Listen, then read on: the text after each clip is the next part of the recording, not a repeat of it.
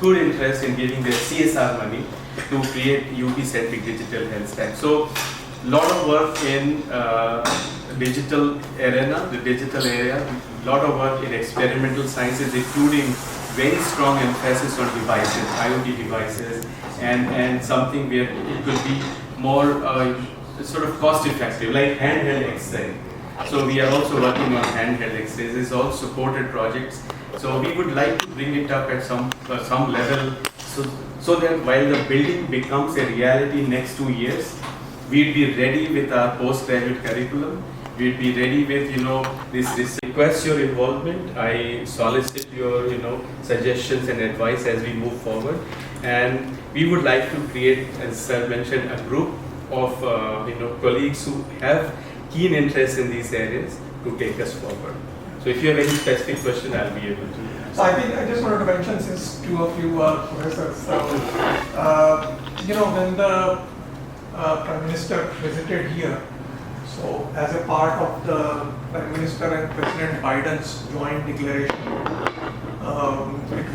it is there in the joint declaration that an Indo-US Global Challenge Institute will be set up between the American universities and Indian institutions in some critical and emerging technologies, which is mentioned as semiconductors, clean energy, health, telecom, AI, quantum communication, sustainable agriculture, and so on. From the Indian side, the Government of India has nominated me to be the co-chair of that institute. From the US side, the Association of American Universities is leading that, AU. So we had a meeting, in this trip with AAU in Washington DC. In fact, the chancellors of several of the AAU universities were also present, like UIUC Chancellor Robert Johns was there, and the 10th State Chancellor like Neely was there. Then Pradeep Khosla of UCSD is also having a discussion, so several of them. Then I also went to White House. We met the National Security Council coordinator for Indo-Pacific, Kurt Kendall, who is working with the president on this. And it was sort of agreed that I also met the NSF director. In fact, NSF director Dr. Panchi he's going to be in India today. So I went to NSF and I met him. So it was agreed that a broad MOU will be signed in September on the sidelines of the G20 when the President Biden visits India, to set up this Indo-US Global Challenge Institute between US and American universities. From the India side, IIT Kanpur will lead the theme on clean energy and health and medical. And plus, of course, we will involve other IIT. So government has formed a task force on the India side, where the directors of IIT Bombay, Delhi, Madras, and Indian Institute of Science, Bangalore, they are the members, and I am the chair of the committee. And it is envisaged. So government, the governments of India has already committed 500 crores as a seed fund to enable the students and faculty mobility to start, the Joint Security Council Secretary. In fact, Kurt Campbell was asking how much money that we need to commit. So I told him, because we have committed 500 crores, they have to commit $100 million. So he said, I don't know in September whether we will be able to do, but and I think this will be a seed fund which can be used to enable the travel and the mobility. And then once we have the research collaborations, then the NSF, which we talked, and I think now is in India, they will come out a bilateral, funding programs for funding then the research projects between the collaborators. So I think, that is on the sides. I thought. I saw some of the WebMove RFPs and things like that about Indo-US collaboration. Those are not at that. Those are like 50 to 100,000. That's what I told. Not even that. Not yeah. So one thing which I did not hear, and maybe this part of the whole thing, that as the Indian government is rolling out effectively Medicare, Medicaid kind of programs, there's no health policy part of it. And I know my wife leads a $100 million health policy institute at UF in terms of looking at when these programs are rolled out, how to evaluate them in terms of their value. So that may be something if you need help with, because I know you mentioned that the UP government is rolling out this program, and obviously it's going to impact millions of people, but then the understanding whether they're getting the right amount of health care or the health outcomes are useful or not and things of that nature is going to be very important. Yeah, so I think I just wanted to mention that we are at very beginning stage. We want to create a center for public policy, and Dr. Ajay Kumar and Dr. R.S. Sharma, and that is the reason we have really onboarded them as the distinguished visiting professor. As you know, Dr. R.S. Sharma is our distinguished alumnus, and he was the CEO of National Health Authority, which has this Ayushman, which actually rolled out this Ayushman Bharat and the digital health mission programs of the government. And R.S. Sharma was also involved in Aadhaar, in rolling out the Aadhaar with Nandan. So I think, so we have requested R.S. Sharma and Ajay Kumar. So there are many aspects, not just in health, but in energy policy, for example, in telecom. So I think we will initiate a center for public policy, which will look at the health policy with our medical school. So that is on the plan, but yes, I think there is something that we have. In fact, starting this semester, both Ajay Kumar and R.S. Sharma are teaching a course on technology in policy. So they said that they will begin with a course. So if I can add here, in this proposal that we have submitted to the Chief Minister's office, they also want at some point in time that how much benefit is reaching, and that assessment is also part of one section of what is to be done at a later stage. So it is part of it. It is part of it. Yeah. Because, So anyway, I think You mentioned public policy, but I think public health and policy. Yeah. it is part of the proposal that we Right. are submitted. so. Anyway, I think this is the big, just brief thoughts I had, but I just wanted to see that we would like the involvement for, of course, the benefits of IIT Kanpur in a more structured way, in a more involved way. Yeah, maybe we can just get your thoughts. Well, I mean, this is a big topic for me. I'm not that level, but basically, I can only say that the involvement with IIT Kanpur over the last 3 years has been dramatically different. I've kept in close contact with IIT ever since graduating. I think I've been every year. In several years, I used to go multiple times.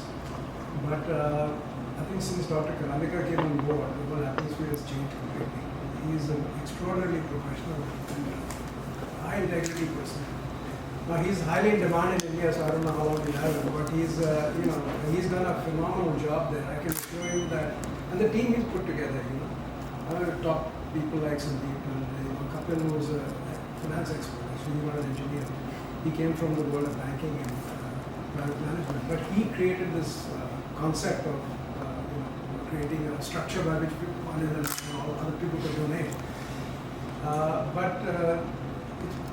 It's become extraordinarily professional. I think with the medical school I've had a lot of interaction, and the lab that Sandeep was talking about for the LVAD, before our eyes it has come from nothing to something which almost looks like it has a chance of success. So I'm sure it will succeed. It's only a question of time. I feel from what you were saying, sorry, I should say Professor Karandikar, what you were saying is that I'll say, but I didn't say that. yeah, but what I feel is that people, I mean, wherever I meet alumni, and I'm meeting people, today, like Richard, and for the first time, but if there was a mechanism by which we could interact more often on live problems, like when you guys are facing a particular problem in an area, like a department is not being working properly, or there is a lack of flight of faculty or there's a pay issue, whatever it may be, there is so much expertise available that maybe the Distinguished Alumni Association may be a good forum, but you could pose that question and I think there'll be outpouring of, right now Rakesh will be playing that role because he knows everybody and he's been he's like a bee that pollinates the flowers. You know? He made, without him the medical school funding may not have happened. So, but people like that are always helping, you know, all of us try our best, but people who are here for the first time have not been that involved. I would encourage you to visit the institute. It's a fantastic experience. They do a great job now. It's so well set up, the whole alumni association meetings that you can do. We went to Banaras also and had a really good time. The spouses have their own group. So in general, I would encourage you to get involved. More than money, I think what is needed is experience. And especially people who have taken initiative. All of you are here because you've taken initiative in your life. You know, at times when it was easier not to take it, you took it. That know-how, if you can pass on to both people in the institute and to students, it will be valuable. So, I mean, personally, I feel more optimistic than ever before. You know, just one little stat, you know, when I joined the IIT in 71, that year of the JEE, 100 top rankers of JEE, 52 were in our batch, you know, 48 were in all the other IITs put together. This last year, of the top 100, I understand 99 went to IIT Bombay. 70. Or 70 went to IIT Bombay. So we don't get any top 100 type people entering, which is a great pity because I think IIT Kanpur has a lot to offer. And medical school, I think, will change it. Under Professor Karandikar already, the rankings of IIT Kanpur have climbed pretty sharply. I have no doubt that they will continue to rise. But if there was a way that we can reclaim that glory, I think the country will be happier for it. I forgot to mention Rajiv, he's also doing a great job at the foundation in California. He helped us all when we transferred money. And he's very good at, like, if you're bringing in shares and not money or tax implications, this, that, and the other. So the mechanism has not been set up, or like, the 300-400 crores was raised pretty easily for a medical school. I feel now we can do more. But like I said at the start, I don't think money is the constraint right now. It's got Vicky, just to add to what you were just saying, what we're trying to harness is the collective wisdom of and experience of our distinguished alumni.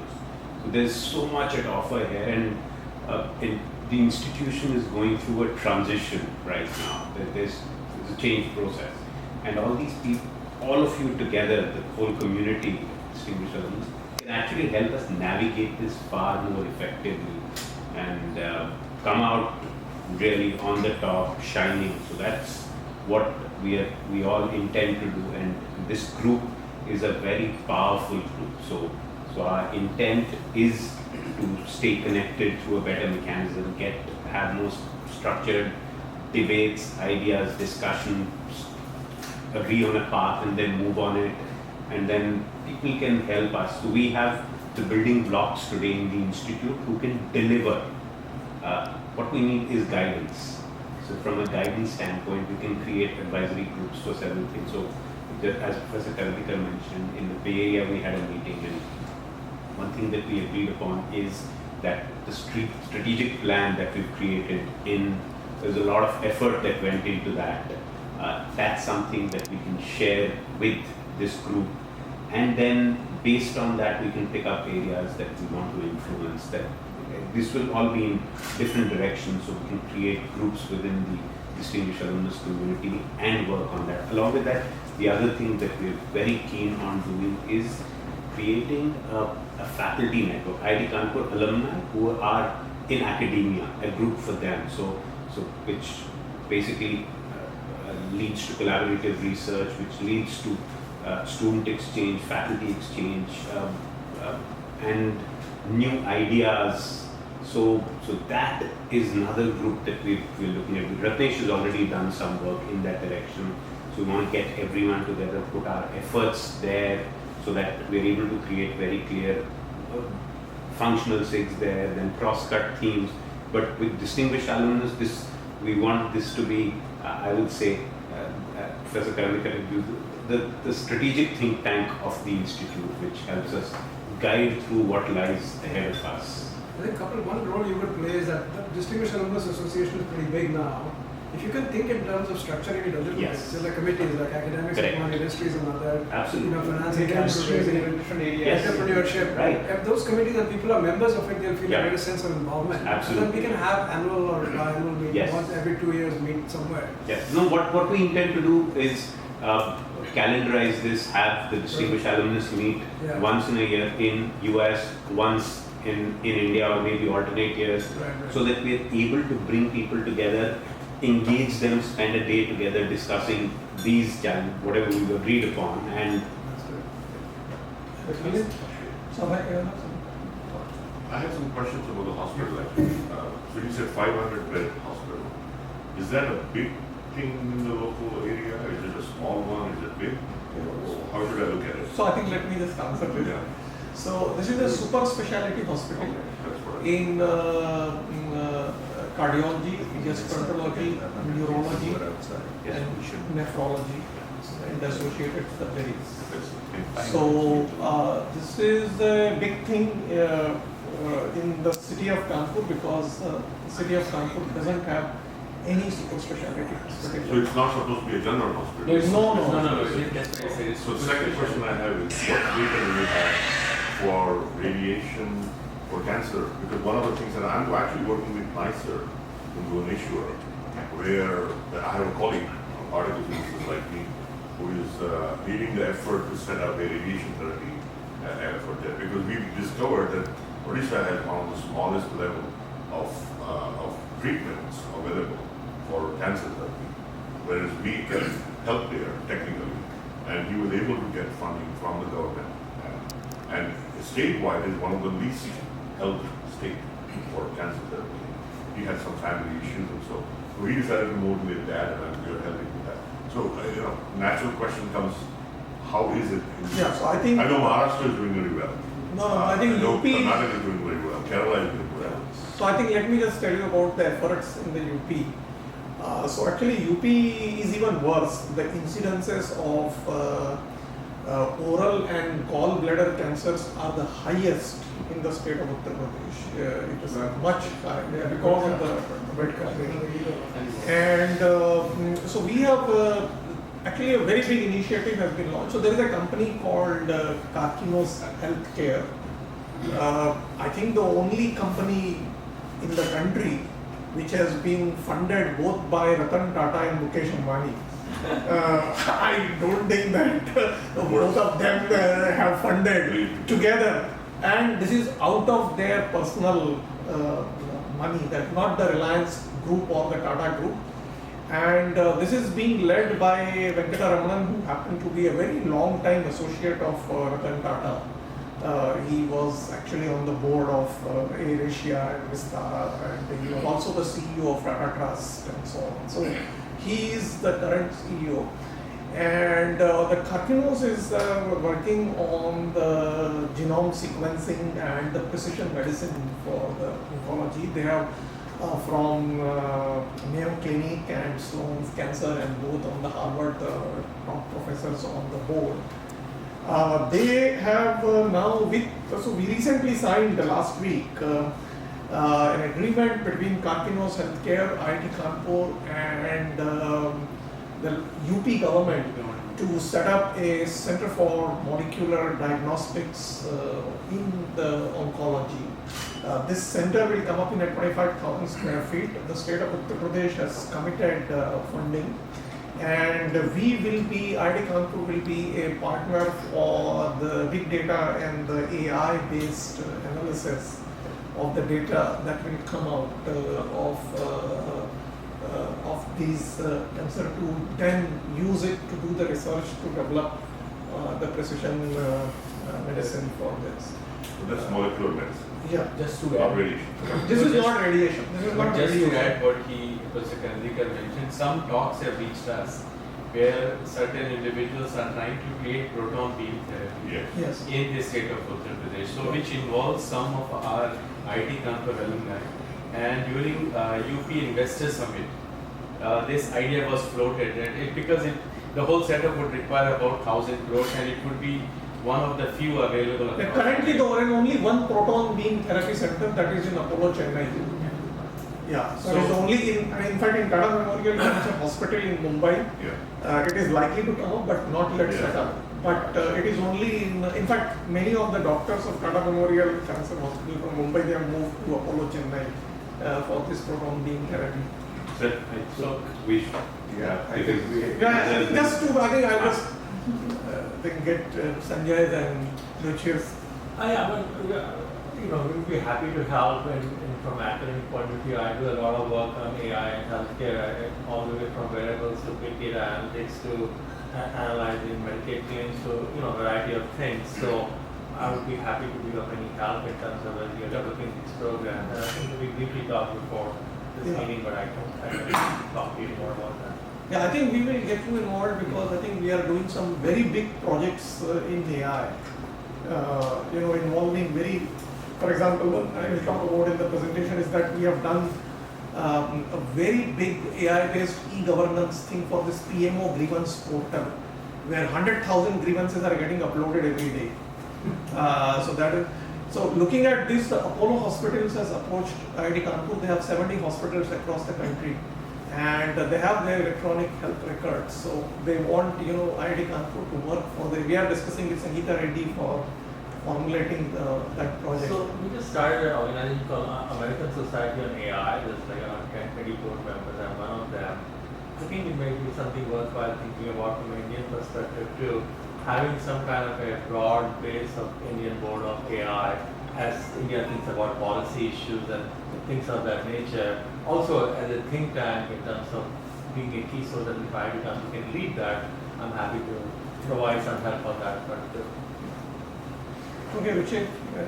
Sorry, I think yeah. Another two things I wanted to just mention of interest, now we don't have time now, but the sustainability, energy policy, I think this is something that I have started teaching out of my own, out of that. So that's something that I would like to also, that's a very relevant thing in India. Yes, And yes, so- absolutely. And I think on the medical side of the applications of that, really, you know, I think you taught my Alan, my family, he has a lot of experience. Three sides to it, and the only thing I would say would be, at least in the area we are trying to play in, Kanpur is trying to play in. One side is, I would say, academia, we discussed it a lot, governments, we discussed that also a lot. Third is industry, because I think the way research is moving, at least in AI and other areas as well, industry has a massive role to play. In fact, I would argue many times academia is not able to play a role because of the level of investments required. Just to train some of these models, you need like literally, I would say $3 to $4 million a month just to train one model. So that's investment amounts to a lot. And also just the know-how of when you get large data, how do you get, even if you have the investments, how do you train this? It is a know-how which is not easy to get everywhere. That's why companies like OpenAI and Meta and Google or Research, IBM Research or others are, that's where a lot of these expertise occurs.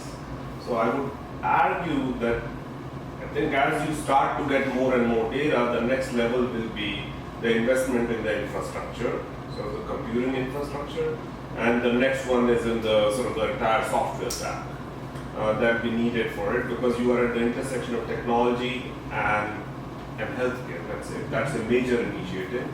And the technology part has significant, I would argue, know-how to be brought from industry research part as well, which will be missing from academia and from governments, because to a large extent, I would argue, something to be fixed in the US, that occurs in the industry at this point. It's missing, not for the lack of intellectual ability, just for the lack of investments, and that hands-on experience is missing. That's why a lot of people sort of tend to go to these labs in the industry. So I think that's the only angle I will add to it. That it's great that you're starting to get the data, but you're going to need the other parts, which is on the third side of the triangle. Yes. Absolutely. I think the biggest weakness I find in this is the faculty.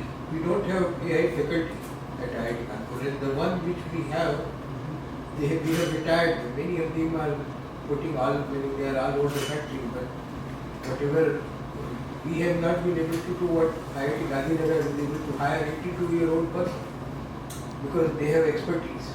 But we have to figure it out a way to bring all these people together. They are experts in AI, but they are scattered all over the country. I know many of them in India who are the best in AI, but we don't offer because 70 you are useless. Meaning 69 and 365 you are best. But You're still useful. so my request is that we have to figure it out how. I agree. Because I met so many faculty and when we did Golden Jubilee, we invited retired faculty for Golden Jubilee. A lot of students came, oh, K.R. Sharma is coming. They didn't care their person is coming or not. K.R. Sharma was the most important person for them. Or T.R. Vishwanath. He says, TRB is coming. Nexus is there. We will come. P.R. Kenao is coming. R.N. Vishwas is coming. Meaning these guys were so big that nothing mattered. That is where we had the biggest alumni meet in America. So my request is bring all the faculty members because if you don't have manpower, So actually, we have a very flexible Yeah. visiting faculty program. In fact, I would request you to get involved as the distinguished visiting professor. And yeah, I think you should because even Christian, I think because that gives you complete flexibility. You can visit any time. I think we like- By the way, I did that in 2011. No, you were there full time for one semester, but yeah. you don't have to be like spend. I mean, current our visiting program is very flexible, so you can just spend a week. Yeah. Or spend more That's the than. kind of thing I think. I like. Potentially, you can done this for many schools. Yeah. Stanford or CMU or Columbia or No, but others. You can co-advise as well. Even Yes, yes, you can yes, visit yes. remotely, and you can visit a week or 10 days, and then you can benefit students both. yeah, but what I'm talking to Jitendra Manik, I was asking, why are you going to Turkey and not to IIT Kanpur? He says the compensation which I get at IIT Kanpur, I cannot pay my mortgage. I stay in 6 months, I can pay my mortgage. And then in Korea, meaning Ashutosh Sharma goes because they double the salary of what he gets in US. I'm assuming Jiten's mortgage is paid by now. That argument doesn't work actually. There might be another argument. But that argument doesn't work. Because if it's not paid, he has more problems actually. Just a second, let me just get set.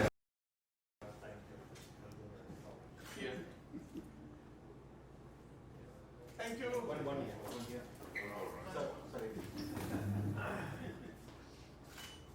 All right. Yeah, pleasure. We'll be in touch. Thank you. Thank you. Thank you.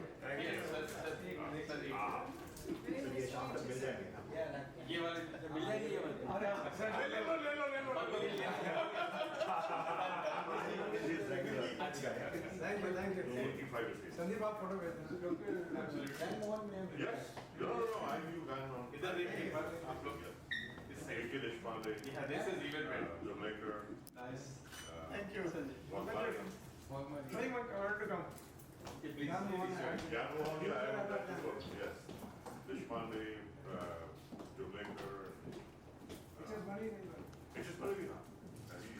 Actually, I met him later, so I gave a set of lectures. Here, thank you. He just joined when we were there. Right. Thank you. Yes, sir. And he was about to go retire, so I think he might have been the, no, I think he was there for a few more years. After. BK was there.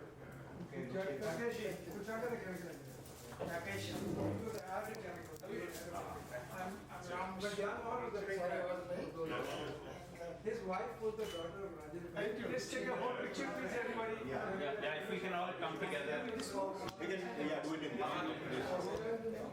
I have a joint appointment.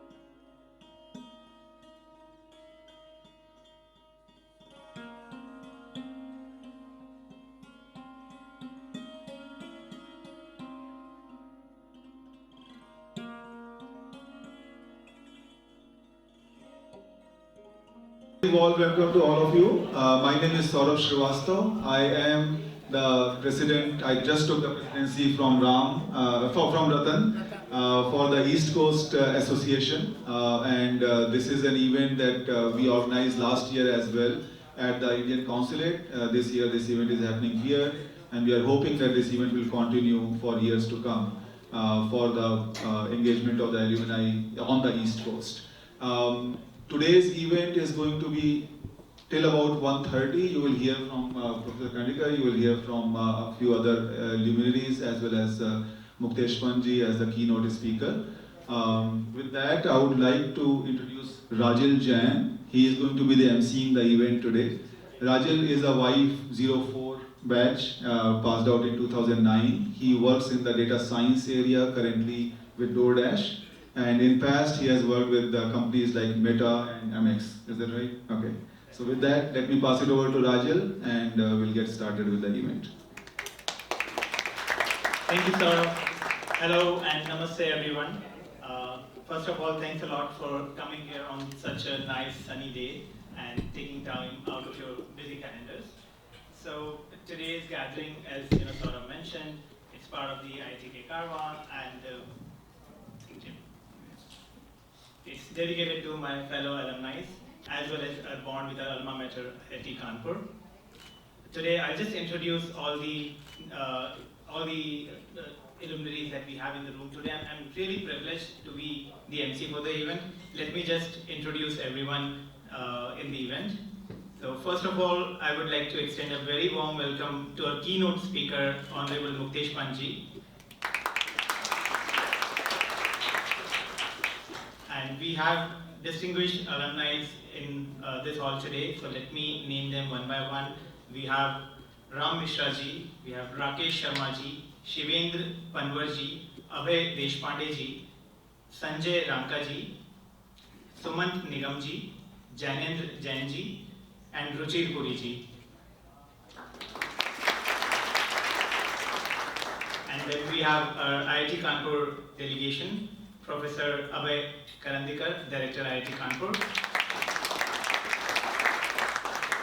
Professor Dhirendra Katti, Dean of International Relations, Professor Sandeep Verma, Head GSMRT, Professor Ashish Garg, Head Department of Sustainable Energy Engineering, and Mr. Kapil Kaul, CEO IIT Kanpur Development Foundation. We also have Mr. Rajiv Ranjan, President of IIT Foundation. Now, I'll not take much of your time, so I would just request Shri Ram Mishra ji to come forward and welcome our guest. Ram is currently a professor at Montclair State University. Prior to that, he was an executive director at Bell Communications Research. He has served as president and chairman of IIT Foundation in past, and he is one of the most active IIT alumni devoted to the betterment of IIT that I have met. So please, Ram.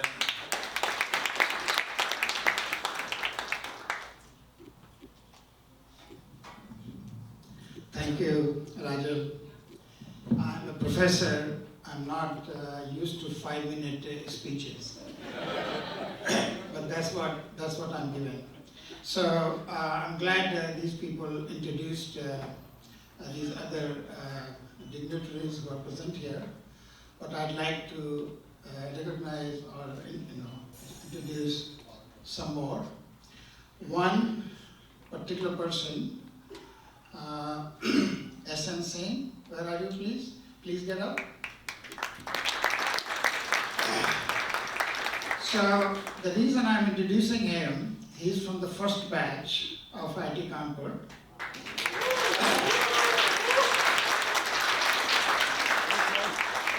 And he lives in our neighboring town in New Jersey, and we meet many times. And he and his lifetime friend, Raj Singh, they developed, by the way, they got their PhDs from MIT, material science and all that. And they developed the first artificial diamond anywhere in the world. Whoa.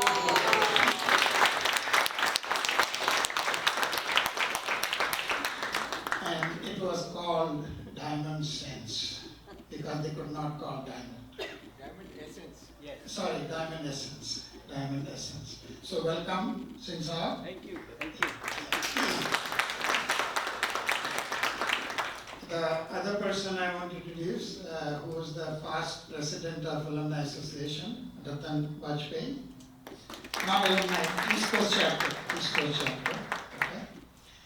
And of course, you're going to hear him later on, but I have to introduce him. Our newly elected Alumni Association President, Rakesh Sharma. Please get up.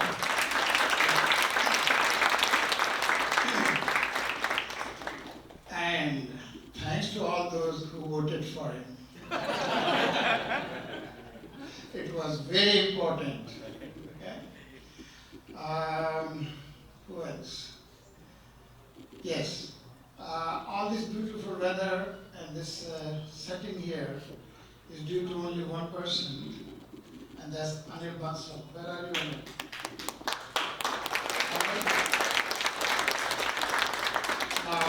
Anil also actually is a trustee of IIT East Coast chapter.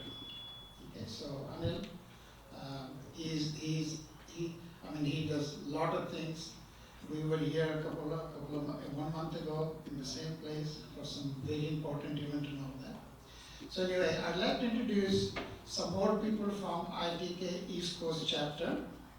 I believe, of course, you met Saurabh, he's the president.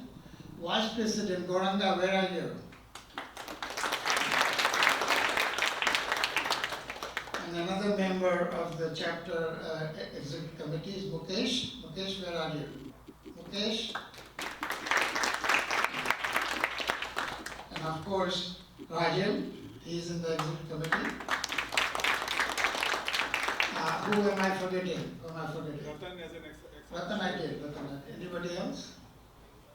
Okay, if I remember later on, I can introduce. But again, Dr. Karandikar, many times I call him a bhai. He's younger than me quite a bit. Okay? So, welcome to New Jersey. I think this is our 4th or 5th meeting in these many years. And I remember when he just took over, he was visiting the United States, and Rakesh and I visited him in the hotel in New York City. And these were the true words, I don't know whether he remembers this or not. I told him that if you ever need somebody who totally thinks about IT Kanpur all the time, that is Rakesh Sharma. And the second person you should think of is Ram Mishra. Do you remember that? So once again, I welcome all of you. I know it takes a lot of effort to attend these kind of events. So I appreciate you coming here. And I have to give this pitch. Last week we had our annual IIT Kanpur picnic, 39th picnic in a row, attended by more than 120 people. So those of you who have never made to IIT Kanpur picnic, please come next year. You do not want to miss it. Okay? So with that, Rajiv? Sure. Thank you, Ramji. Thanks a lot for the warm welcome. Next in the line, I would like to invite Shri Rakesh Sharma, who has already been introduced. He is the newly elected President of Alumni Association. I'm not Shri, so I can. Yeah, I'm Rakesh Sharma, and I have been active in alumni since I think I got into IIT. So 76 Alumni Association came into picture, and so Dr. Bansal, he organized the meeting in L7. So the reason people asked him, what is Alumni Association? No IIT had any alumni at that time. He says, we should have somebody who can take the interest of students. At that time, many students were having a problem with the administration, and a lot of fights were going on. So that is how all CNR Rao, all greats of IIT Kanpur, CNR Rao, then P.T. Narasimhan, then Raja Raman, then all these guys, they basically came up with the idea of Alumni Association, which was never a concept in India. So that is how the whole thing started. I attended that meeting, and since then, when he came in '92 to New York, I thought I traveled with him and then got into IIT. Since then, I go to IIT every year since '98. So sometimes twice, 3 times a year. 22 during COVID, I was there 3 times because we were raising money for laptops. So anyway, so this moon Chandrayaan is going on. You know where the 1969 moon rock came to India, to America, brought from the Armstrong and Neil Armstrong and Edwin Aldrin. And one institute in India got that rock. You probably, those people who were there in 1969 may remember, but we as a new students, we used to go and see P.S. Goyal's lab because you could see moon rock, which was such a big deal. So I find then the first laser was invented, of course, here, but in MIT. So in glass blowing lab, India's first laser was invented. So that was, we used to go to glass blowing shop to see what laser is, things like that. So there were many firsts in IIT Kanpur. Dr. Anand Krishnan told me one very interesting thing, that IIT was the first one to introduce liberal art classes. And IIT Delhi objected that IIT Kanpur cannot be given B.Tech degree, they should give BA because they are teaching sociology, psychology, political science. So they should not be, they should bar from creating this B.Tech degree. This was the official request. So now when you go to IIT 25th year reunion, which I attend a lot of them, people remember Usha Kumar's class, Dr. Leela Krishnan's class, or sociology class, or Dr. Mahajan's class. Many people remember those more than anything else. And a few years back when we tried to create a liberal art college, Deepak Raj, I think who is 1970 batch, Ajay is here, his batchmate wanted to give $5 million for liberal art college. We tried our best to put it in IIT Kanpur, but Adalat Ali will take over. So 400 people used to run at that time, and it was a very interesting. Then Harjberg came to teach. Harjberg got Nobel Prize in '71. So in L7, everybody was attending his classes, even though we didn't know what spectroscopy is, but he was teaching, Harjberg is teaching, a Nobel Prize winner, so it was a very, and then a lot of interesting people. I met Air Chief Marshal P.C. Lal, Jagjit Singh Arora, because I used to go and pick them up at the train station. I was an expert in doing that. So Hemant Kumar, I became friends with Hemant Kumar, who was a singer, then there's Bhimsen Joshi, then Shiv Kumar Sharma, Zakir Hussain. So all these guys were young at that time and they would perform. So it was a very special time. Then all these Sonal Mansingh, and so when you meet all these people, you realize what difference they make. I met Sunil Gavaskar last week. So somebody asked him a question. Weren't you afraid of Dennis Lilly and Marshall because they used to do havoc in those days? He says, yes, I never thought that they are Dennis Lilly and Marshall. I would focus on the ball rather than them. He says, when we went to Pakistan, they will say, oh, 16वां मार, 12वां मार. He says, forget about, maybe 36वां मारता हूँ. So he says that was his training to all these younger guys, Tendulkar and all these guys. He taught them it is a psychological game. Focus on ball rather than anything else. So thank you so much for all the. Thanks a lot, Rakesh ji. And I still remember my philosophy class from IIT, so thank you for that as well. Next in line, I would call Rajiv Ranjan ji. He is the president of IIT Foundation.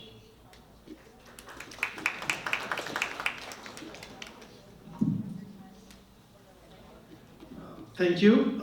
First of all, so I am not from this area.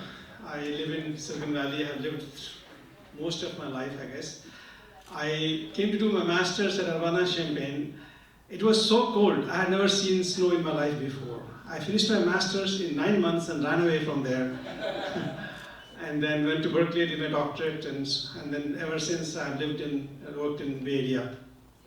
So just to first clarify, Ram talks, he is the past president of IIT Kanpur Foundation, and then you heard from Rakesh ji, and then you're hearing from me. So I am the current president of IIT Kanpur Foundation.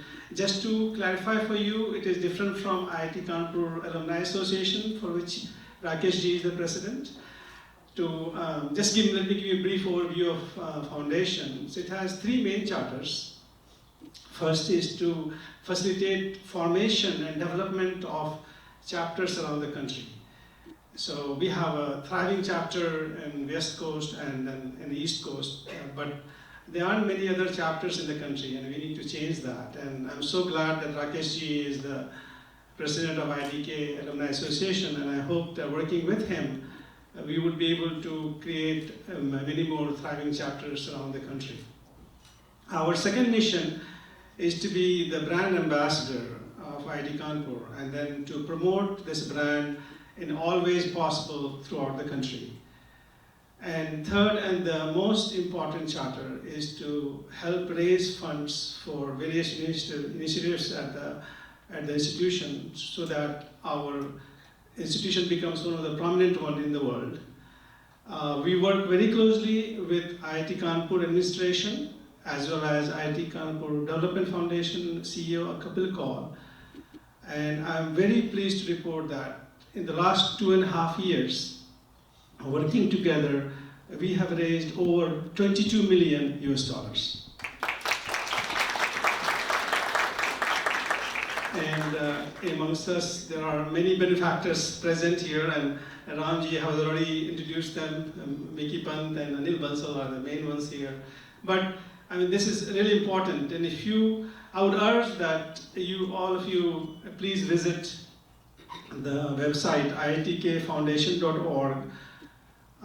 You will find many ways to donate for various initiatives. You will find many different reports, and we believe in creating complete transparency, financial transparency, initiative transparency. So you will find many ways to contribute to the alma mater. I am looking to expand the board, and I hope to recruit some of you from East Coast to be part of my team. Today we have Ramji, of course, as the past president, is one of the members, and Ratan is, of course, my colleague. Last thing I would say before I let Professor Kandekar present the State of the Union, Rakesh ji mentioned that he visits campus not once, twice, maybe 3 times a year. I have not done that. I went to campus after a long time, more than 10-15 years. This was earlier this year, like 3 months ago.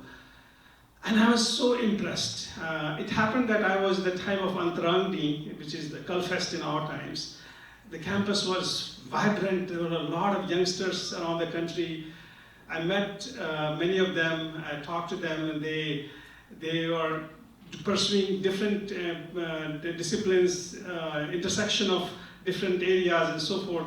They can do BTech, they can do BS, they can do MTech, MS, dual degree, major, minor, everything. And I was thinking, in our times we had a BTech degree or MTech degree primarily, and then a fixed number of disciplines. So it's very different now. I was at the campus as a representative of IIT Kanpur Foundation, so I made it a point to visit many centers that were enabled by the donation from alumni from around the country. And I was so pleased to see, in fact, I went to a place called Opportunity School, and this is where the kids from rural areas, they come and study in a fantastic setup. And the director or the principal of the institute was so pleased to see me when he heard that I'm visiting and representing IIT Kanpur Foundation. And he kind of gave me his vision that today, I mean, the current times they're only teaching till grade 8. And he said, please take my message. Please talk to your alumni in the US because they are the ones who can enable me to take to grade 12. And he was really grateful about that.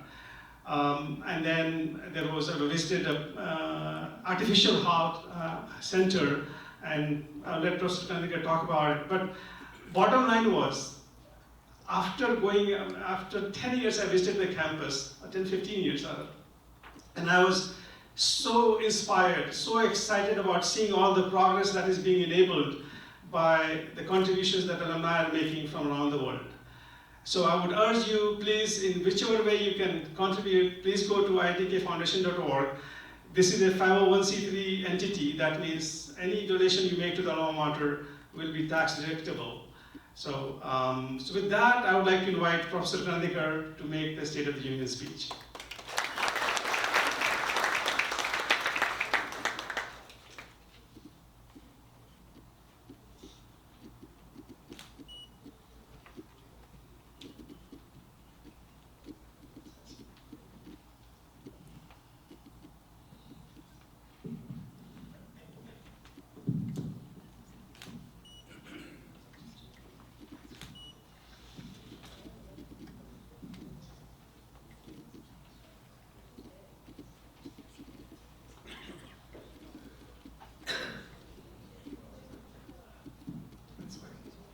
Thank you.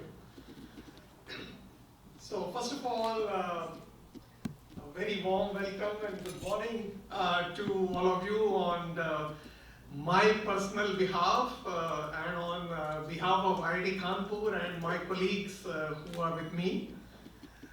Rajiv mentioned I'm going to make a State of the Union speech. Is that what he said? It's nothing like this. I'll just give you a brief progress of the institute. Some of you have listened to my talk, somehow listened multiple times, so I'm sure bear with me for some repetitions. But you will see some new stuff that has happened very, very recently. So we have a 1100 acres lush green campus. Our faculty strength is now more than 560, it is close to 570 now, in fact. And the student population close to 10,000 now. Now our undergraduate batch size is 1300, 1280 were admitted in the Y23 batch, so it is close to 1300. And though we have done several concrete infrastructure, believe me that the green cover of the institute has only grown in the last 20 years. And we have a we have a data, and in fact, and I will mention later that we are also launched a project to make IIT Kanpur campus carbon neutral by 2030. So I think this is our commitment. We believe that we can create a template which can be replicated in other campuses and other IITs as well.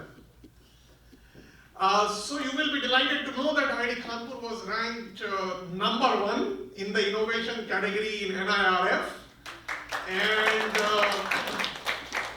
And that is because several innovations are taking place, and I will mention a few of them. In engineering category, we were 4th, just behind IIT Bombay, where I have taught for 25 years. And the difference between IIT Bombay and IIT Kanpur's score, as you can see on the slide, is 0.09. So we are just there as #3.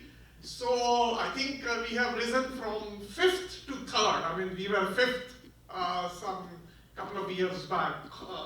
And I think hopefully we can reach even second in the years to come in the engineering category.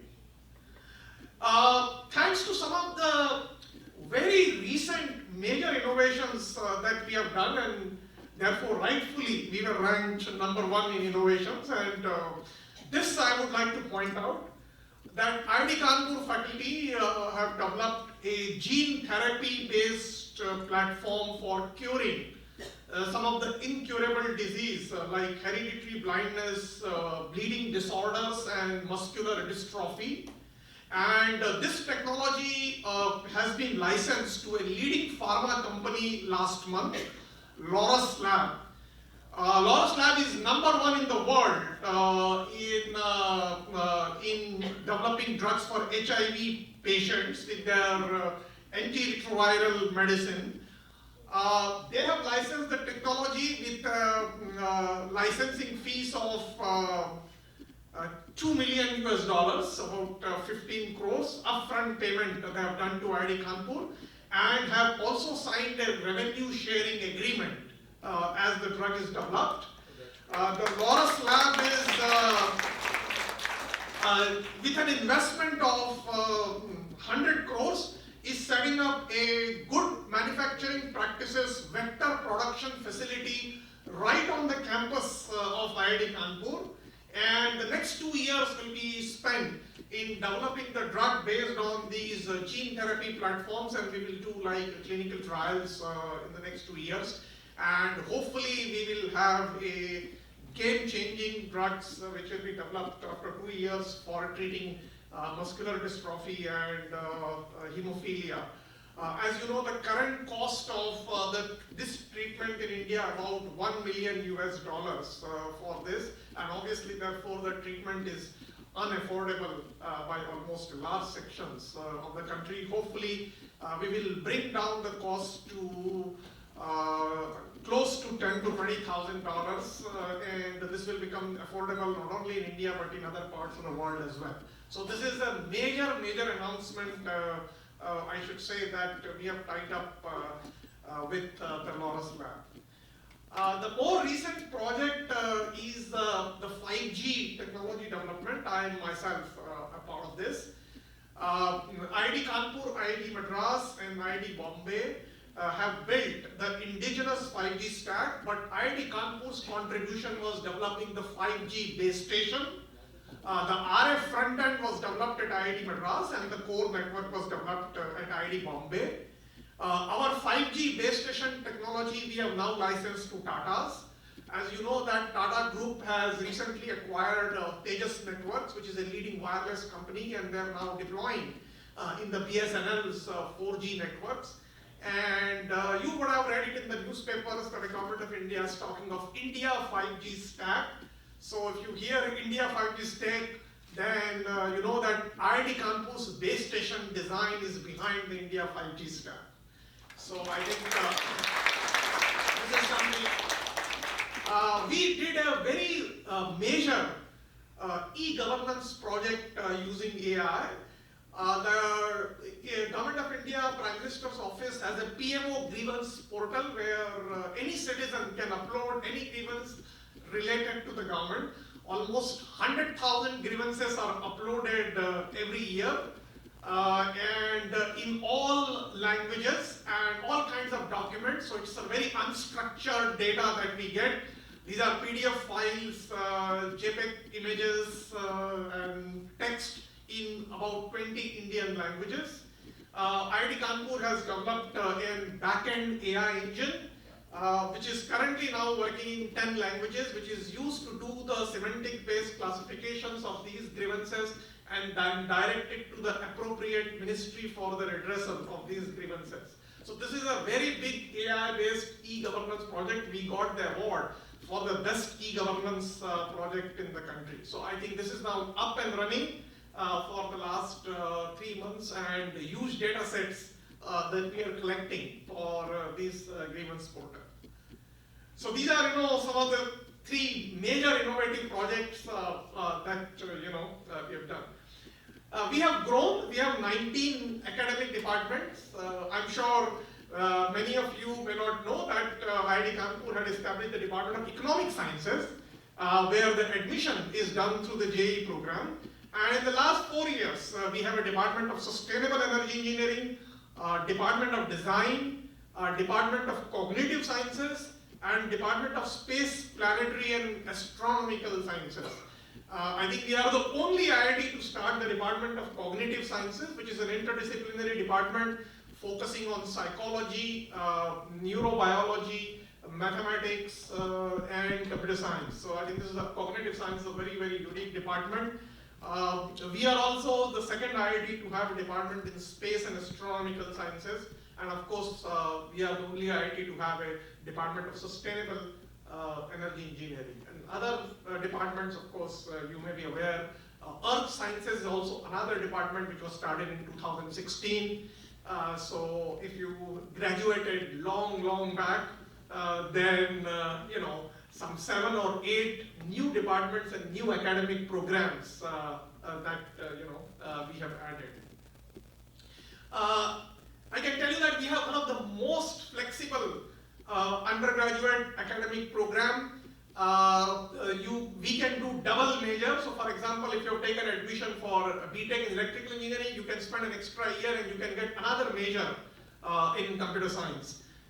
You can do a minor, you can do 1 more year and you can do masters, and this master's degree can be in any other discipline. So you have all possible combinations, BTech MTech, BSMS, BTech MS, BSM Tech, and so on.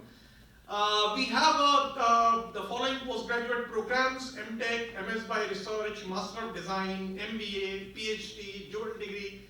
So we have a large number of flexible academic programs. And since I can tell you that since I taught in IIT Bombay for 25 years, I know that, for example, in IIT Bombay also has a dual degree program, but you have to do the second degree in the same department. So for example, if you have BTech in electrical engineering, you have to do MTech in electrical engineering. You cannot do MS in economics, for example, which IIT Kanpur offers that opportunity. Also, this double major exists only in IIT Kanpur. So I think I know that this has a lot of flexibility that we have. We recently did a complete revamp of our undergraduate curriculum. Of course, Rakesh Sharma spoke of humanities and social sciences, which every student does. But we have now expanded the scope of learning to not only include humanities and social sciences, but communication skills, economics, management, and environment. So now we have a scheme basket where the students can do courses from social sciences, communications, humanities, economics, management, and environment, given the emphasis on all these subjects. We have a student entrepreneurship policy, and under this policy, the students can actually take off from the academic program and do startups, and after 2 years come back and join the academic program. Alternately, the effort spent towards the startups or entrepreneurship can be formally done by registering for innovation and entrepreneurship credits. So we have introduced the notion of IEC, which is again very different from other IITs. In fact, many IITs have approached us to get that template for incorporating it in their curriculum. We have now 3 tracks in our undergraduate program. The standard Bachelor of Technology and Bachelor of Science, but we also have a new degree of Bachelor of Technology with Management and Bachelor of Technology or Bachelor of Science with Honors. So we also have an honors degree. We also have the notion of interdepartmental degree programs where the 2 departments can come and float an interdepartmental degree. And finally, we are now permitting the students to credit some open electives on the online MOOC platform, and they can be counted towards our credit. So, of course, there is a process for that, but we have introduced even that flexibility. And plus, the students can pursue the industrial work outside the IIT Kanpur, and that can also be counted towards credit structure. So I think this is something very different.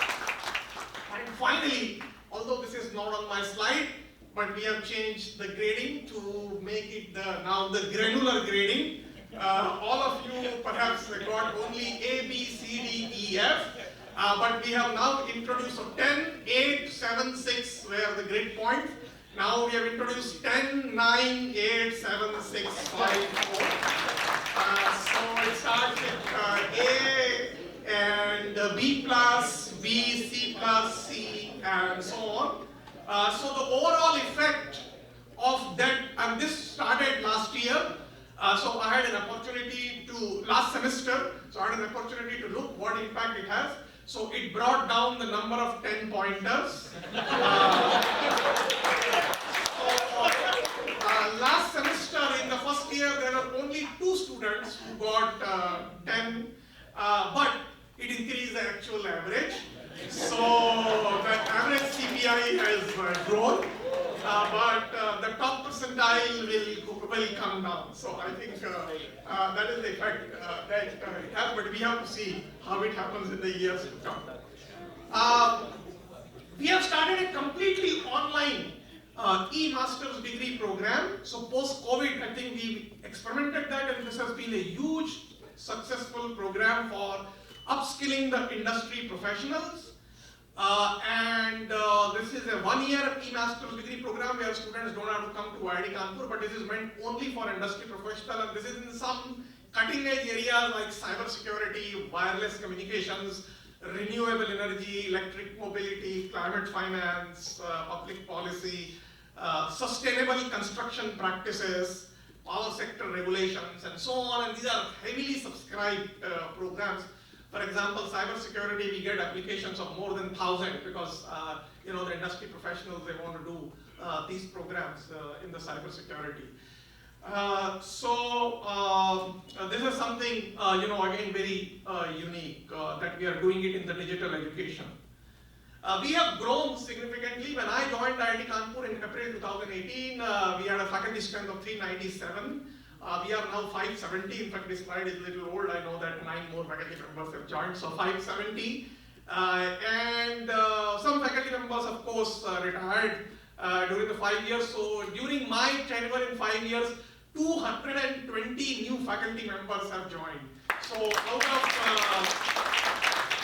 560, 220 faculty members are the faculty members who joined. That is 40% almost of the faculty members are the faculty members who joined during last 5 years. So I think that is something that we have a very strong research and innovation ecosystem apart from the departments and academic programs and some research centers which I will talk about. Ours is one of the best incubator in the country, and I will also give you a brief overview of our incubator. We have some dedicated research centers, and I will talk one by one about them. We have a very strong focus on environmental science and engineering. We have a nanoscience and nanotechnology center which has been developing on technology such as MEMS micro-cantilever sensor. We have a center for flexible electronics where we are working on flexible displays. And this is only actually a one-of-its-kind facility in the country where we can print electronic circuits on any flexible substrate like plastic or cloth or anything like that. We are a knowledge partner in the Government of India's Clean Ganga Mission program. So we have a center for Ganga River Basin Management and Studies. We have I can say that we are currently the top resource center in cyber security. We are providing tools for protection of almost all important critical infrastructure of the country. So which includes, for example, the data center of all ports, the data center of National Highway Authority. We are working with National Stock Exchange, Bombay Stock Exchange, Securities and Exchange Board of India, and so on. So I think we have I can say that we are the resource center in the cybersecurity area.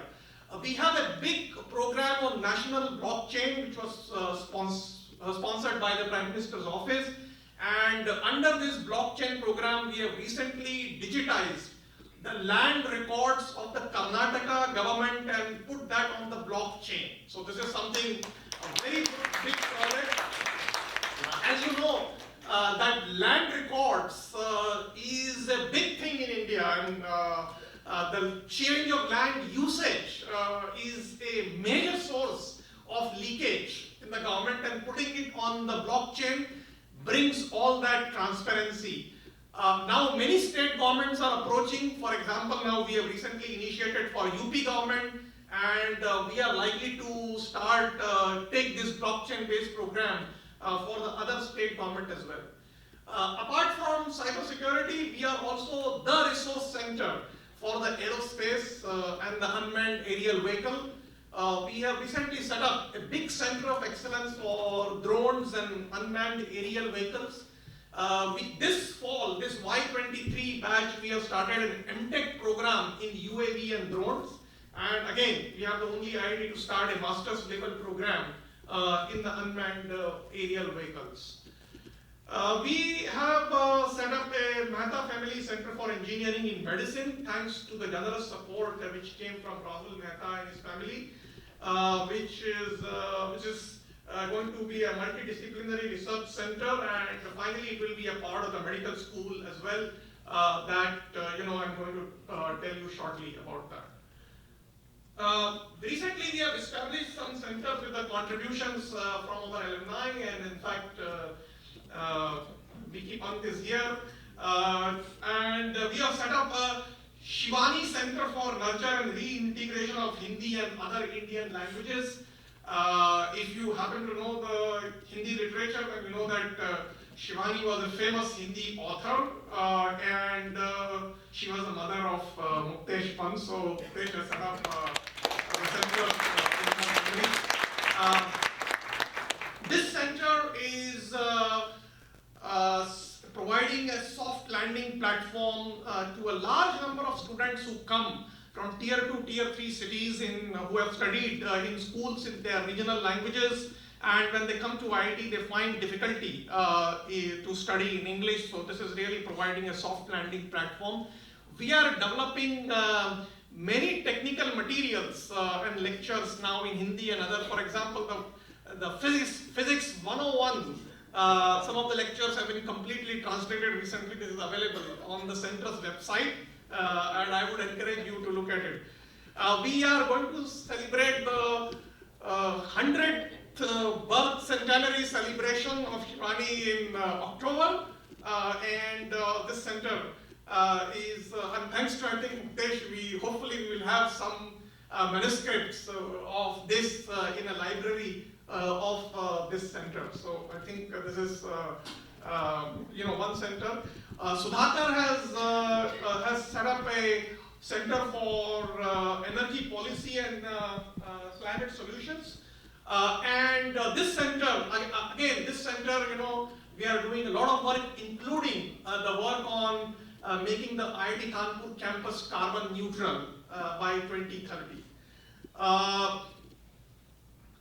We have, as I mentioned, that we have one of the best incubators in the country. We have about 150 plus startups, and they are in all areas, whether they are in the bio, medtech, agri-tech, fintech, information technology, and so on.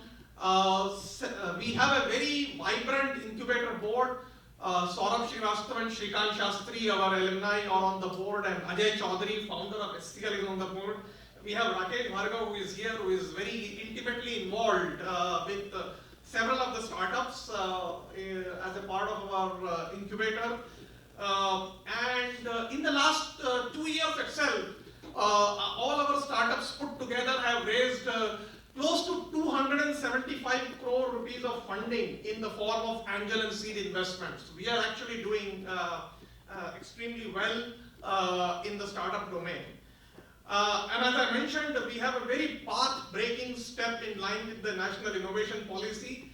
The only IIT where you can register in the academic credit for innovation and entrepreneurship credit, for which you need an external mentor and our faculty members. So any of you, like any alum or any corporate person, can become a mentor. Or you can take a semester drop for doing innovation and entrepreneurship credit. There are many startups of IIT Kanpur which are doing well, but I would like to make a mention of here two. Endure Air, which is a startup by our aerospace faculty, Professor Abhishek, and are developing world-class aerial robotic solutions for the Indian market. They recently demonstrated in the Defense Expo and the Air Show as well. They were also involved in search and rescue operations in the recent glacier burst incident in Joshimath, Uttarakhand. This is a startup which is doing actually extremely well. Another one is the Off-Grid, which is developing a novel zinc gel-based battery solution. This startup, Off-Grid technology, is being now evaluated globally. We have the investment from Shell Technology Ventures in this startup, which shows the confidence of the top the companies in the technology developed by them. Now the Tata Group, Tata Solar is doing a very big trial with the battery technology developed by the Off-Grid. And of course there are multiple of these startups. For example, you may know that a Fool which takes temple flower wastes and develops it into biodegradable products and styrofoams. Recently they have developed a leather which is again a biodegradable and a leather, and its leather-based products will soon come out in the market, and again that is going to be a game changer. That company now has a valuation of 2,000 crores, and of course IIT Kanpur has equity in all these startups, so hopefully in the coming years we will make some money when we exit out of these companies. For example, in Fool we have a good amount of stake, and hopefully when we exit we can make a very good sum. We are very strong in international relations. More recently we have started and I will like to tell you about these flagship programs of the joint PhD degree program that we have initiated. Currently, I think we have with London School of Engineering, New York University, for Shiv Panwar, I think he's around. We have also initiated with RICE IIT Kanpur, we have a RICE IIT Kanpur Collaborative Center, and we are also having this joint PhD degree program with La Trobe and Melbourne University, and also with National Chiao Tong University in Taiwan. So where the student can spend part of the time in IIT Kanpur and part of the time in, let's say, New York University, and get degrees from both of these. So this is for the PhD program, but we are also exploring the possibility of 4+1, so where students spend 4 years of undergraduate in IIT Kanpur and 1 year of masters. So for example, we will sign such an agreement with John Hopkins. Those international programs are in the works. We have recently created a large number of infrastructure on the campus. The Diamond Jubilee Academic Complex will be now the largest academic area building. Faculty building will no longer be the largest one. The Diamond Jubilee Academic Complex in terms of square feet is larger than the faculty building. We have other buildings which are almost ready in the last 6 months. We have a Hall of Residence 14 now. It will be fully operational by October. 15's construction will begin soon, and the construction of Hall of Residence 16 and 17 will start in January. So we will have in next 2-3 years, we will have 17 halls of residences. We have a new Type 3 apartments for faculty members which have just come up, 112 apartments, which is just behind the director's bungalow. So if you had just to give you the the location of these. So these are all some of the upcoming infrastructure. We recently did some alumni-sponsored academic infrastructure. For example, Dr. Ranjit Singh Roji Shiksha Kendra, and this is, here the students are involved voluntarily, and we are doing a great job in terms of women and youth empowerment of the villages in and around the Kanpur city. And I think if you have an opportunity to visit IIT Kanpur, I will strongly encourage you to visit. With the contributions from Jaipur, we have set up the Jaipur non-invasive brain stimulation laboratory in the Department of Cognitive Sciences. And the ground floor of the IIT Kanpur library, we have completely renovated with the contributions from Jaipur. So the Jaipur reading room has been set up. Thanks to Jeet Bindra, we have a Jeet Bindra Unit Operations and Innovations Lab in the Department of Chemical Engineering. Last years, I think we have significantly expanded our alumni engagement. When I took over as IIT Kanpur, we wanted to professionalize the alumni engagement, so we have set up a not-for-profit development office called IIT Kanpur Development Foundation, so which has our alumni like Mohan Reddy, Rajiv Sarup, Rajiv Ranjan on the board, and Kapil Kaul, whom you met, he is the CEO. And thanks to the efforts of the IIT Kanpur Development Foundations and thanks to the generous contributions from all of you, we have substantially gone up from our donation from what used to be like 10-15 crores when I took over to 183 crores last year. And 183 crores is, by the way, the highest contributions received, would have been the highest contributions received by any IIT so far, had it not been for Nandan Nilekani, who gave 350 crores to IIT Bombay. So we are, of course, looking for some Nandan from IIT Kanpur. And but since Nandan gave it this year, so I'm sure it will be counted in the next financial year. But this financial year, 183 crores is the highest contributions received by any IIT, in the last 15-20 years or so. And as you can see that in the last 2 years, we have been substantially growing from 100, and we have some pipeline donations in the commitment. So hopefully, this year we will do 200-250 crores. And if we get one of you to match Nandan, then we could do even 500. So these are the major individual donors this year, and Rakesh Gangwal, Muktesh Pant, Dev Juneja, Sudhakar Keshwan, Anil Bansal, Hemant Jalan, Rajiv Patra, Deepak Narula, Pawan Tiwari, Ajay Dubey, Mehta Family Foundation, Rahul Mehta, Ranudev Roy, and Jagjit Bindra. So please join me in applauding their contributions and efforts.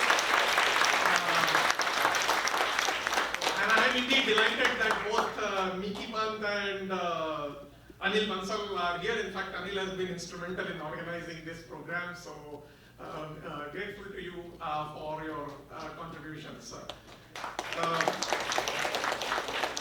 We have actually constantly striving to improve the engagement. There is this Alma Connect, which is a new platform where alumni can connect with the students on a regular basis, and you can help the students to promote the learning beyond classrooms, and you can act as the resources. We also have a new platform, IIT Converge, which will actually give the information about the impact that the donation has made, and it will also provide a platform to highlight the positive change and the impact that is created, particularly to the beneficiaries. So this is something we are in the process of professionalizing, because we believe that the communications with the donors had been a problem, and I think in the next 1 year or so you will see a very positive change that will happen through automation and creation of these platforms and portals. Of course, we have not only, of course, any donation is welcome, big or small, and the number of donors have now increased to 1,100. So this is actually a very positive change, and we expect that we can continue to increase this number to more and more. As I mentioned, this is our one flagship project that we have initiated to set up the Gangwal School of Medical Sciences and Technology. We believe that the next generation research in healthcare is happening at the intersection of engineering and medicine. IIT Kanpur was known to create disruptions in the country. For example, we were the first to start the computer science education program. And through this school, we believe that we can bring a disruption in the medical education and research. We are not starting an undergraduate academic program, we are only starting a graduate and research level programs. So as a part of this, we will have Yedupati Singhania Super Speciality Hospital with cardiology, neurology, nephrology and gastroenterology and their associated surgeries. And we are going to have several centers of excellence which will work at the interdisciplinary intersection of engineering, medicine and sciences. For example, telemedicine and robotics, cardiovascular and pulmonary research, orthopedics and prosthetics, non-invasive medical imaging, therapeutics, AI in healthcare, cancer research, neuroscience, tropical diseases, metabolic disorders. These centers of excellence are already operational, although we don't have a hospital yet and a clinical faculty, but we are engaging with clinical faculty from all over the country. We have, the founder donors, Muktesh Pant, Dev Juneja, Hemant Jalan and Anil Bansal. And of course, we received significant contributions from Rakesh Gangwal, and we have Deepak Narula also as one of the major donors. This is our advisory board. We have constantly been advised by Dr. Devi Shetty of Narayan Hridayalaya, and in fact, very likely the operations part of the hospital will be done by the Narayan Hridayalaya, by the Devi Shetty, because they will really run the operations of the hospital. We have, apart from Dr. Devi Shetty, Dr. Ramadurai, Sudha Murthy also, and Dr. Mamin Chandi, who is the director of the Tata Medical Center, also the advisory board. I will just skip all this, and I will just tell you that as a part of this school, we have launched a very flagship artificial heart project. We are doing this in partnership with India's leading hospitals, which is NH, Fortis and Apollo. We have a very experienced task force comprising of experts from IIT Kanpur in the medtech industry and very top cardiac doctors, in fact the heart transplant surgeons. We received a seed funding by Sudha Murthy and batch of 1976. In fact, I know that there are many, apart from Mickey, there are some 76 batch alumni here. Current progress is that we already have a titanium alloy impeller, and we are doing some testings now. And we are making the plans for doing the animal trials. So in the next 2 months, I think we should go for animal trials. And animal trials will last for about 6 to 8 months. And then depending upon the outcomes, we can go for the human clinical trials. And after maybe a year and a half, we should have the device ready. Currently, the cost of this titanium alloy-based impeller heart transplant surgery costs $250,000 to $300,000 in the country, and with this implant, we hope to bring down the cost of the surgery to $20,000. So we'll make it 1/10. And we believe that I think we are on the good path to success. And of course, this will be hyped up as a commercial venture. All the team that is working on it, we have created a model where they hold equity in the technology that we are sort of creating. We of course have raised close to 350 crores for the Gangwal school, but we need more funding. And of course, you're all welcome to contribute towards that. In terms of the future roadmap, I think we have to grow to a faculty strength of 712,000. Even if you consider IIT Bombay, IIT Delhi and IIT Madras, we are still the smallest among old IITs. All IIT Bombay, IIT Madras, they have a faculty count of 700 and student count of 15,000 or so. and we need to really reach that. And currently we have 50% of our students are undergraduate and 50% of our graduate, but IIT Bombay and IIT Delhi and IIT Madras have more number of MTech and PhD students. And we really need to grow that because we are now having more emphasis on the graduate level research and technology and the PhD research. We would of course like to in the next 5 years or so complete this medical school. In one big initiative that we have begun is to bring all our research in Department of Sustainable Energy Engineering, Air, Water, Environment, including this Chandrakanta Keshavan Center, to elevate this to School of Sustainability. We are likely to get a very significant corporate donation from a very big corporate in the country. We have not yet signed MOU, so we have not yet announced, but 120 crores is going to come for the School of Sustainability and then 40 crores later. So a total commitment of 160 crores. And we will announce the School of Sustainability in the next 2 months or so. Our health and pandemic preparedness and the medical sciences and technology, life sciences, drug discovery are all consolidated into our medical school, where we are doing this interdisciplinary research at intersection of engineering and medicine, and all our research in environment, climate, energy, air, water will get consolidated into School of Sustainability. So these will be the two major disruptions that I believe IIT Kanpur has a potential to make in the next 5 years on the national and the global scale. We are also thinking of setting up a School of Entrepreneurship, and that is something under discussion.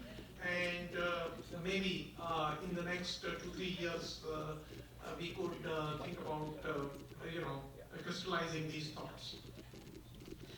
We of course continue to have some challenges. The ministry does not give any capital grant for any capital infrastructure these days. IITs have to take loans, so you may be surprised knowing this. We have taken a loan of 600 crores, so we have a debt burden of 600 crores. And these loans have to be repaid over a period of 10 years. So we are paying 60 crores every year. That is what we need to pay. The only good part is that we don't have to pay the interest. The interest is paid by the ministry. But this 60 crores, we are paying it from our internal incomes. And the internal incomes come from fees, which is a very small percentage, or the interest from the endowment fund. So our internal income is today 110 crores, out of which 60 crores is simply going away in repayment of the debt. So currently, believe me, the government of India's grant is only sufficient to pay for the salaries. The rest of the things we have to really raise all our resources, including the maintenance of the campus infrastructure. So I think it is increasingly becoming difficult. Revenue grant is only able to keep the inflation and the salary increase. And it is really, in that sense, is a tough task to raise the resources. No longer like 30 years back, if you were a student 30 years back, and if you got, the government was giving all grants and everything was well taken care of. It is no longer so, and the job of the director is currently the most difficult task in terms of the fund management. We are only getting about 500 crores from the government as a grant, but our requirement is about 1,000 crores. So we have to really raise every year 500 crores for research, for maintenance, for capital infrastructure, and so on. So that is, and this is pretty much the situation of other 5 old IITs as well. So I think that is really the challenge that we have today. Of course, we are constantly looking for enhancing our engagement from alumni. You can of course contribute towards infrastructure, student scholarships or faculty, but you can also get involved as the visiting faculty or the professor of practice and so on. Our board has recently approved the position of visiting professor of practice as well. So if you are in the corporates and have a hands-on experience which you want to share with the students, we will be delighted to have you on board as the visiting professor of practice. So that's all from my side. Thank you very much.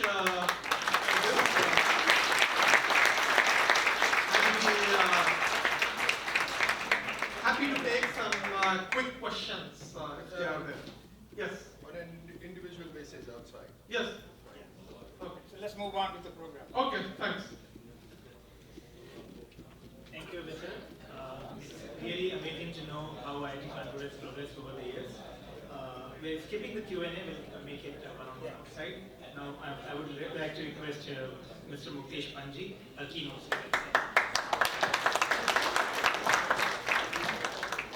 Thank you, everyone.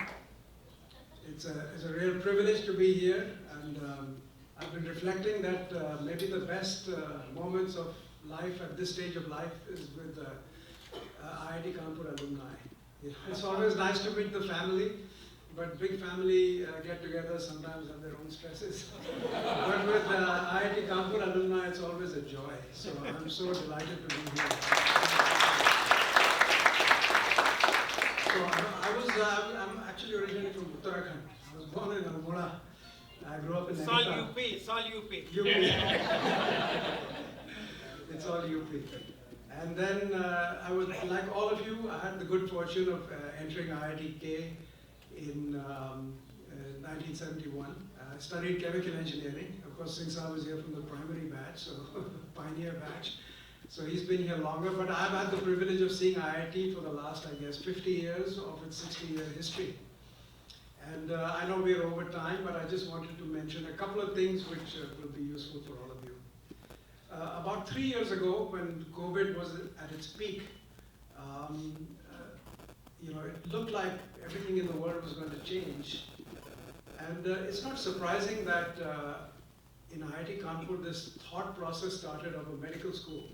Medicine and health, coupled with engineering and technology, is becoming increasingly critical in the world. I mean, we all face that with oxygen and with ventilators, etc.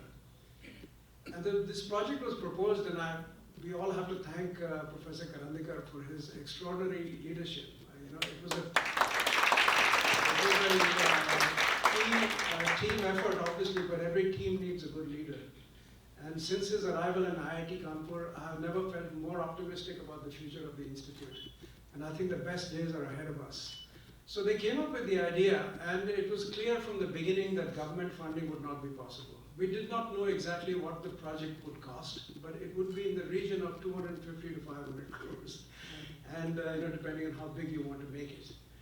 And the other great thing about Professor Karandikar is that he has great experience being a professor of electrical engineering at IIT Bombay, which is now the leading IIT in many rankings. But he also brought people like Kapil Kaul. And Kapil is not an engineer, but that was the missing gap. IIT Bombay, as you know, has a very proud history of alumni donations and money raising. And they developed this original concept. It was presented to us about 3 years ago.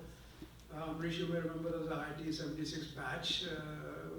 They addressed us, and they said that we have this proposal to start a medical school, which sounded absolutely fantastic. And we need this kind of money. And they came up with this structure that if there are some founder donors who are able to put the money, then we will get a naming sponsor, then we'll get a naming sponsor for the hospital, then we'll get some corporate sponsors, and then we get a loan, and we'll be able to bridge it. And frankly, at that time, it seemed impossible. It seemed really impossible, especially with COVID. No one could even travel. But that structure came true. Anil Bansal is here. He was one of the founder donors. I was fortunate to be one. And then Dev Joneja and Hemant Jalan put the money in. So 4 of us took the initial risk. There was really nothing on the table at that time. So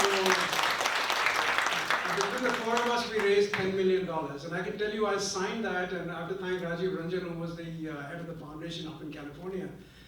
And it was without any paperwork. There was no MOU, understanding, nothing at all. No guarantees, nothing. It was just blind faith in the team at IIT Kanpur and our love for the institute. Well, I'm so delighted we took that chance, Anil, because now it looks like it's got a shot. So initially that 4 donations of 75 crores or so was at least some basis for confidence. And then a lot has been said about Rakesh. Where's Rakesh gone? Oh, he stepped at the back. Rakesh Sharma is a phenomenon. I mean, he has done more for the institute, I think, than any single alumnus in its history. And he gave us a lot of confidence, and then we started working together to find the naming sponsors. And you know, he knows everybody, he knows, and everybody trusts him. You know, people like Rakesh Gangwal also. And the IIT Kanpur team did a fantastic job. And Rakesh Gangwal, right from the beginning, had told us that he will be one of the sponsors. But he was, as you know, having discussions with his partner, with whom he had founded Indigo, and there were many technicalities. But he came true to his promise, and he gave 100 crore rupees for this project. So then suddenly we had like 175 crores. Then, you know, you probably know of Yadupati Singhania, our dear alumnus colleague, who unfortunately passed away, one of the most generous people in the world, and a very, very nice man. He was, you know, none of us came from rich families, right, in IIT Kanpur. We all came from very poor, middle class or lower middle class backgrounds. Yadupati was different. His father was Sir Padampat Singhania, and he owned JK Industries. But he never let that show. He was 1 year senior to me. He never let that show, and he was a simple person. He passed away, unfortunately. His mother is still alive, and they said they wanted to start, something in his name at IIT Kanpur. So they agreed to give, I forget, 75, 80 crores for the hospital naming. So suddenly the amount became like 270 crores. And then, of course, IBM, Arvind Krishna, I think Richard is here today, but Arvind Krishna is, he's a CEO. I think they committed $5 million, another 80 crores. By this time, the dollar was also getting stronger, so getting more and more money. And it's like Majroo Sultanpuri's शेर ना मैं अकेले ही चला था जानबे मंजिल मगर लोग आते गए और कारवां बनता गया. That's exactly what happened. So, the last 3 years, it's been such a delight and joy to see this come up. And then, you know, Dharmesh Pradhan, who's the Honorable Minister, Cabinet Minister for Education, he's been very proactive, and he's very personally, I think he loves IIT Kanpur a lot. So he was in campus in July last year. They laid the foundation stone. The work has started. I was back recently, and the building is coming up now. It's towards the Panki side. You know, the director has been very kind to give us 50 acres of land. Initially, I think it was 35, but 50 acres is 50 acres of level land with security, with the utilities like power and water in the city of Kanpur. It probably cost you 200 crores minimum. So that you add that, and suddenly you're talking about like 600 crores that have been raised from just it shows two things in my mind. One is that if the idea is powerful, if the dream is exciting, then people will align. You know, money is not an issue. Money has never been an issue. It's always been the strength of the idea and the strength of the dream. So the other quick story, and then we can go for lunch, is about 20 years ago, I was living in Boston at the time, and Professor Norman Dahl died. He was the father of the mechanics of solids, and his famous book Randall and Dahl is like a foundational. He was also a professor at. He was there when we went to IIT Kanpur. Right. So he was. You actually saw. So Professor Dahl had died, and they were organized. They had an obituary and a very moving ceremony, and so we were all invited as IIT Kanpur alumni, and I had the privilege of going there. And the speaker, the main speaker who delivered the eulogy was John Kenneth Galbraith, who was the former U.S. ambassador to India, a distinguished economist who taught at Harvard and then at Princeton. And he was a close personal friend of John F. Kennedy. And at the time of Norman Dahl's death, 2004, Galbraith was about 95 years old. He was in a wheelchair. And somebody gave him a mic. He said, "I don't need a mic." And he spoke. And his assistant was from India from the time when he was there in the early 60s. And John Kenneth Galbraith told us that he got a call from President Kennedy, who was his friend, to come to the White House. And he went to the White House, and he was met there by John F. Kennedy and Jawaharlal Nehru. Can you imagine that meeting? This was in the late 50s, I think. And John Kenneth Galbraith told us this story himself. He said that the president said that my friend Nehru and I are supporting this institute, the IIT, in a place called Kanpur. I've never even heard of it. And there are 5 of them being built. You know, the British are building Delhi, the Germans are building Madras, the Russians are building Bombay, and that Kharagpur is the only one which the Indians are building themselves. And then Kanpur is the Americans, and I want that to be the best IIT of all of them. So what do you need? So Galbraith said, I did some very quick thinking and said, sir, the first thing I need is an airstrip. So, you know, they gave ground. He said, okay, done. What else do you need? He said that I'm having trouble getting some universities for this consortium, which included Caltech and Princeton and MIT, like the 9 of the top universities are met. He said, okay, done. What else do you need? So the last thing he said, I need money, you know, virtually unlimited funding. So it became the world's biggest USAID project, actually. That money was granted. And from that state, originally, I believe it was at HBTI, the campus was actually not even an IIT. Mr. Singhania, Padmapat Singhania then arranged 1,100 acres of land, you know, which Nankari village. It was a big issue in those days because villagers were living there. Cleared it, gave the campus. The purpose of these 2 stories is that when the vision is big, you know, things happen. I think that Nehru and JFK had a vision for IITK, which we were all privileged to be part of. And today I think Professor Karandikar and his team have created a new vision.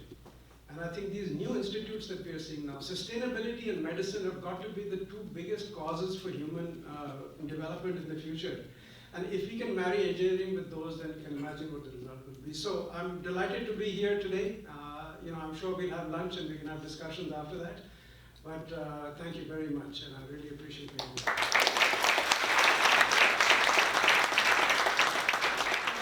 Thank you, Mukesh Panji. Now, our last speaker of the day, I would like to invite our own Mr. Anil Bansalji. He is a 1977 batch alumni. He's a career entrepreneur with success across multiple industries. Now he spends most of his time in non-profit work, promoting India and helping the Indian diaspora around New York. Please welcome Anilji. I'm not Anil. I think Dr. Karandikar forgot to say one thing in his speech. He mentioned IIT Bombay twice. His PhD is from IIT Kanpur.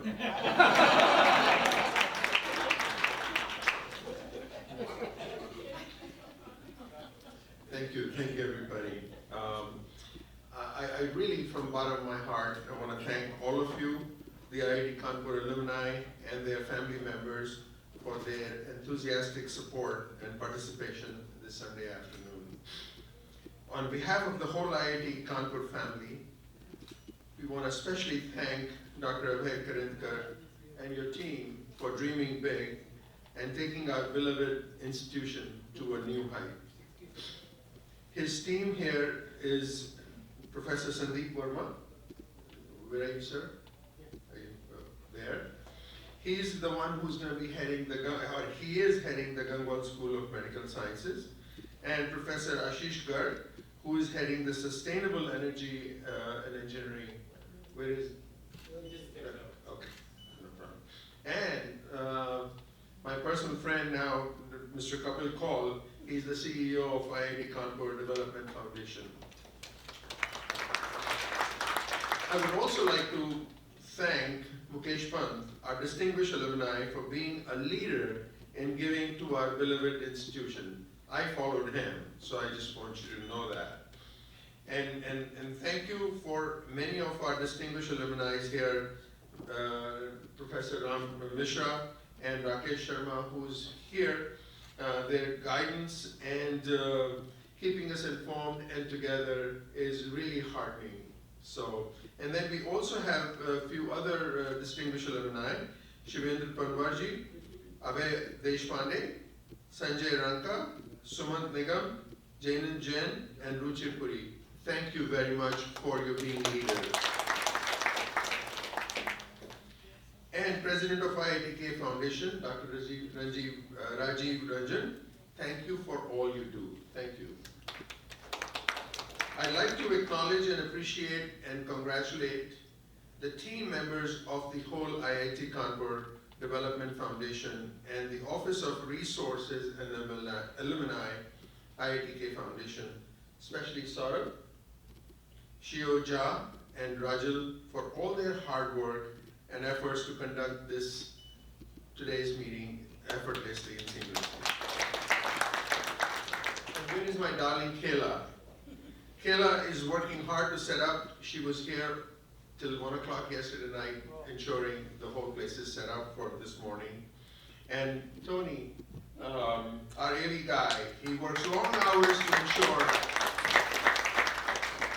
You guys may not realize it. The rooms get busy, so there's something going on. So if you want to do, normally Sunday lunches are not very popular, so people don't work. But these guys stayed back all night yesterday and made it happen this morning. Everything was there.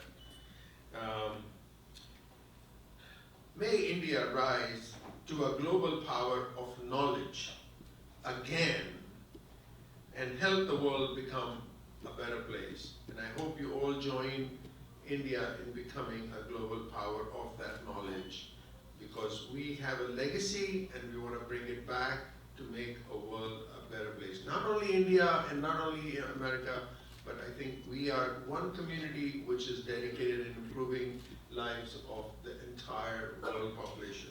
So with that, Jai Hind, enjoy your lunch. Thank you very much.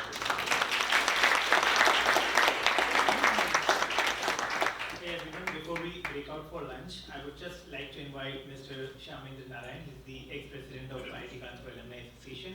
He is with us today as well. Thank you very much for inviting me here. I was around and I saw the invite and I said, oh, it will be a pleasure to come and meet all of you. I'm very happy that Rakesh Sharma is the new president. I mean, when we were fighting elections, somebody told me, you're a very formidable competitor, and I said, I love it, because I was very friendly with him earlier also. But what I want to say is that it's not a politics. I mean, we are all part of the same network. I'm very happy to support him as a board member of his board, and we've already established Connect. And what we are going to do is to be able to do a lot of things for the alumni, to engage them with Alumni Association.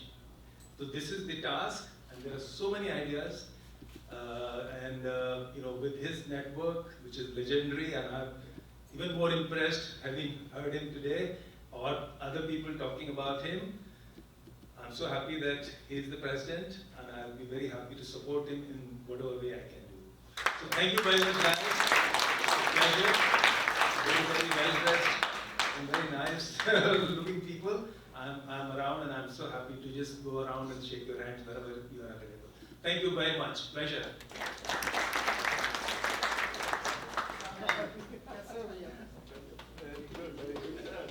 Alright, so I think we are done. Lunch is served. Before you guys go for lunch, I just wanted to quickly mention one thing. The East Coast Alumni Association, we are trying to engage more and more alumni. There are 4 outreach channels that we have. We have a very vibrant WhatsApp group, we have a Facebook group, we have a LinkedIn group, and we have a Google group, which we use to send out direct emails.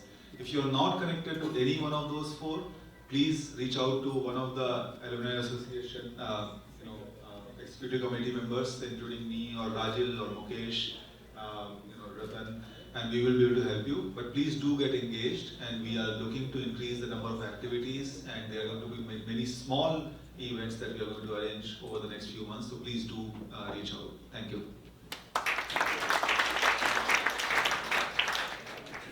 Okay, out for lunch.